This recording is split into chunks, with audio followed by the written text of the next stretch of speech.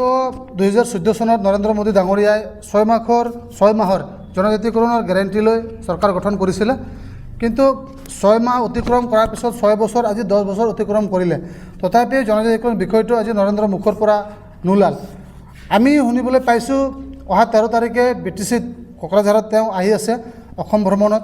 আমি নৰেন্দ্ৰ মোদী ডাঙৰীয়াক আহ্বান জনাম, আপোনাৰ যি 6 মাহৰ জনজাতিকৰণ কৰাৰ কথা আছিলে আমাক প্ৰদান কৰিব লাগে। আৰু এই আপুনি 13 তাৰিখে আহি আছে, 13 তাৰিখে আমাক জনজাতিকৰণ প্ৰদান কৰিব লাগে। অন্যথা চাওতাল জনগোষ্ঠীয়ে নৰেন্দ্ৰ মোদীৰ সভা আৰু মুখ্যমন্ত্ৰীৰ সভা বৰ্জন কৰিব। এইটো কাৰণে বৰ্জন কৰিব, 6 মাহৰ জনজাতিকৰণ তেওঁলোকে দিব নোৱাৰিলে।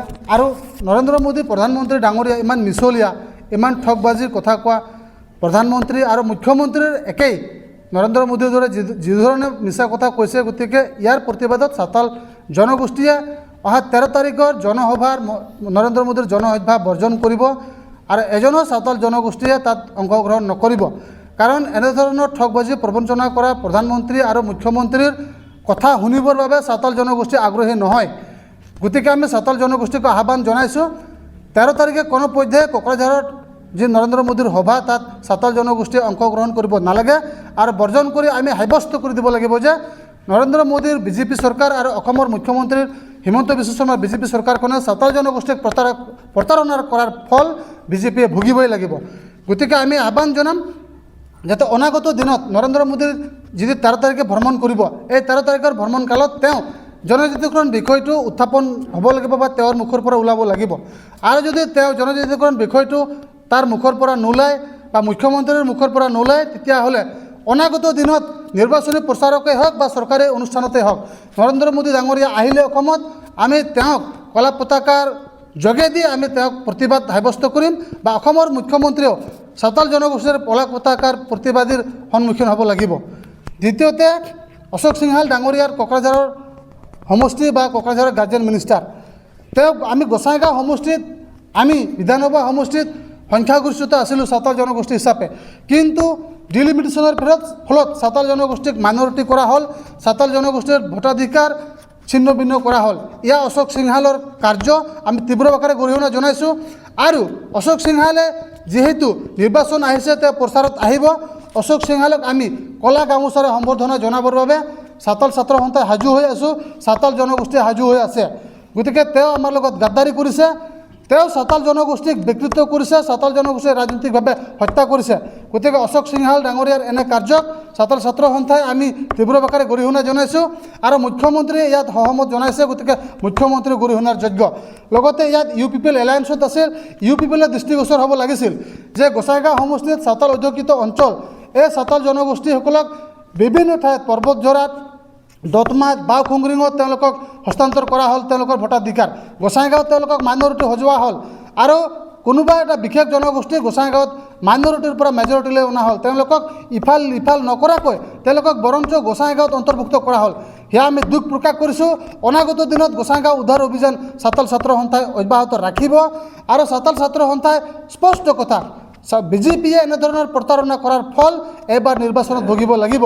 গতিকে আমি চাওতাল ছাত্ৰ সন্থা হৈ চাওতাল জনগোষ্ঠীক সজাগ হ'বলৈ আহ্বান জনাইছোঁ, যাতে বিজেপিয়ে আমাৰ ওপৰত যি অত্যাচাৰ, আমাৰ ওপৰত যি ৰাজনৈতিক হত্যা, আমাৰ ওপৰত যি প্ৰবঞ্চনা কৰিছে, ইয়াৰ প্ৰত্যুত্তৰ এই নিৰ্বাচনত তেওঁলোকক দিব লাগিব। ইয়াৰ বাবে চাওতাল জনগোষ্ঠী সাজু হৈ থাকিবলৈ অনুৰোধ জনাইছোঁ। লগতে BPF নেতৃত্বাধীন চৰকাৰখনে সকলো জাতি জনগোষ্ঠী লৈ তেওঁলোকে চৰকাৰ গঠন কৰিছে আৰু সকলো জাতি জনগোষ্ঠীক উন্নয়নৰ কথা কৈছে, কিন্তু দুৰ্ভাগ্যবশত তেওঁলোকে নমিনেটেড MCLA আমাক প্ৰদান নকৰিলে, লগতে CSB মেম্বাৰ আমাক প্ৰদান নকৰিলে। আমি দুখ প্ৰকাশ কৰিছোঁ।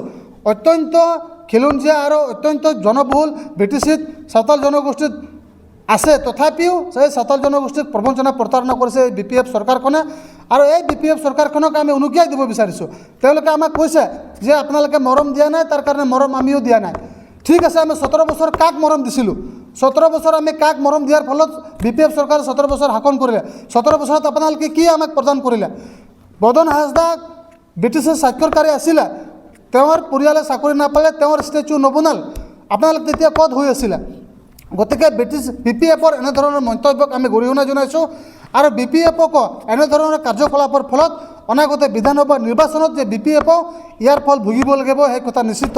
গতিকে আমি BPFক আহ্বান জনাম যাতে সময় থাকোঁতে সাঁওতাল জনগোষ্ঠীৰ প্ৰতি সঁহাৰি জনাই CSB মেম্বাৰ আৰু নমিনেটেড MCLA প্ৰদান কৰিব লাগিব। অন্যথা BPFে প্ৰত্যেকটো সভা সমিতিতে তেওঁলোককো কলা পতাকা প্ৰদৰ্শন কৰা হ'ব বা কলা পতাকাৰে তেওঁলোকক সম্বৰ্ধনা জনোৱা হ'ব। আৰু গাঁৱত নিৰ্বাচনী প্ৰচাৰৰ বাবে যাব নালাগে আমি বাধা দিছোঁ। আৰু যদি কিবা কাৰণত তেওঁলোকে নিৰ্বাচনী প্ৰচাৰত গাঁৱত সোমায় তেতিয়াহ'লে বাধাৰ সন্মুখীন হ'ব, প্ৰতিবাদৰ সন্মুখীন হ'ব। গতিকে শেষবাৰৰ বাবে আমি BPFক আহ্বান জনাম অনাগত দিনত যাতে ভাল চৰকাৰ এটা চলাবৰ কাৰণে বা ভাল চৰকাৰ বা ভাল শাসন চলাবলৈ হ'লে সাঁওতাল জনগোষ্ঠীৰ অগ্ৰাধিকাৰ পোৱাটো খাটাং। আৰু তেওঁলোকে কৈছে সকলো জাতি জনগোষ্ঠী মিলি আমি চৰকাৰ চলাইছোঁ। সঁচাকৈ যদি আপোনালোকে সকলো জাতি জনগোষ্ঠীলৈ চৰকাৰ চলাইছে তেতিয়াহ'লে সাঁওতাল জনগোষ্ঠীৰ পৰা প্ৰতিনিধিত্ব পাব লাগে। আৰু আমি এইটোও দাবী কৰিম যে অনাগত দিনত BPFৰ দলত সম্পাদক, সাধাৰণ সম্পাদক বা সম্পাদক পৰ্যায়লৈ আমাৰ অবড়ো জনগোষ্ঠীৰ পৰা বা সাঁওতাল জনগোষ্ঠীৰ পৰা প্ৰাধান্য পাব লাগে। তেতিয়াহ'লেহে আমি বিশ্বাস কৰিম যে BPFে সমূহ জনগোষ্ঠীক লৈ আগবাঢ়ি আছে। গতিকে শেষত আমি ৰাজ্যসভা নিৰ্বাচনত প্ৰমোদ বড়ো ডাঙৰীয়া বিনা প্ৰতিদ্বন্দ্বিতাৰে জয়ী হৈছে।